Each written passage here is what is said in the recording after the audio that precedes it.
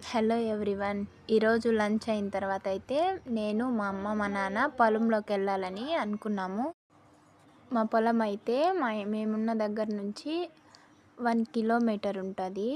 మధ్య మధ్యలో చిన్న చిన్న పొలాలు, కొంచెం దూరం వరకు తోటలు, ఆకుకూర గోంగూర అవన్నీ వేస్తారు. దాంట్లో చిన్న చిన్న పొలాలు చూస్తున్నారు కదా, చాలా అంటే చాలా బాగుంటుంది వెళ్ళే దారి.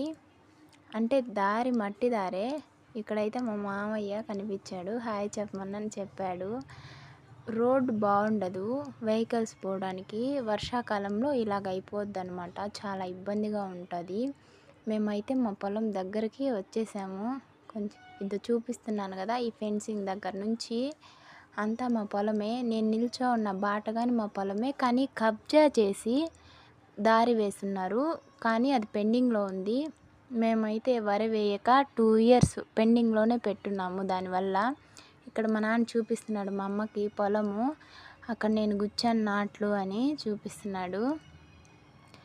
2 ఇయర్స్ తర్వాత వరి వేసినందుకు మాకైతే చాలా హ్యాపీగా ఉంది. ఎండ అయితే ఇరగ తీస్తుంది, కానీ మేమున్న ప్లేస్ పొలాలు కాబట్టి మాకు చల్లగా అనిపిస్తుంది. ఇక్కడైతే మా అమ్మ వరి చూడగానే చాలా హ్యాపీగా ఫీల్ అయింది, ఎందుకంటే 2 ఇయర్స్ వేయలేదు కదా. ఈ ఇయర్ అయినా మా పొలం బాగా పండి మేము చాలా హ్యాపీగా ఉండాలని అనుకుంటున్నాము.